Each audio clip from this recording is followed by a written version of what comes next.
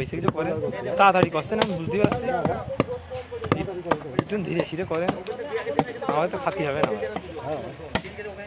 আর আপনারা জোয়ান পার্কে আসবেন বলে ঈদের দিন আপনাকে তো দাওয়াত দিতে হবে হ্যাঁ তো এই দিন আসবেন না আপনি মাংস দিয়ে গেলেন কিরাম খেয়ে যাবেন না বলবো বাদ ভাই আঁকা লাগবে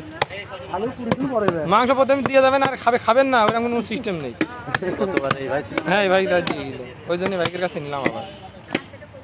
মাংস দিয়ে যাবেন আর খাবে কারা আপনারা খাবেন না কিরাম তো দিলেন খেয়ে দেখবেন না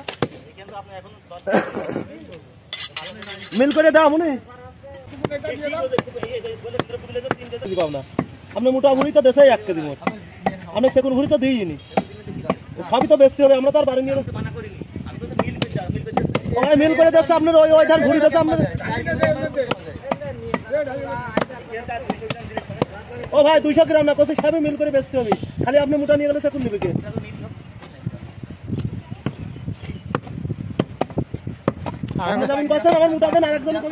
আমি একবার ভুড়ি কিনতে গেলাম আমি চিনি নেবে তা এখন ভুড়ি নিলাম বললাম চাচা আমি কিন্তু ভুড়ির দাম ভুড়ি কি ভালো মন্দ বুঝি না আমি টাকা 20টা বেশি নেন কিন্তু জিনিসটা ভালো দিয়ে টাকা তো বাপ নিয়ে যাও বাড়ি গেলেই বুঝতে পারবানি তা বাড়ি গেলে এমন বুঝ দিয়ে আসি কোনটা খপ দিয়ে আমার হ্যাঁ তা আমার মা কাছে কি কিনে নিয়ে আসছি কি কিনে নিয়ে আসছি তা কিটা দিয়েছ এখন আমি বুঝি না টাকা 20টা বেশি দিলাম তারপরে হয়তো মানি আরাম করি সে কথা বাড়ি গেলে বুঝতে পারবো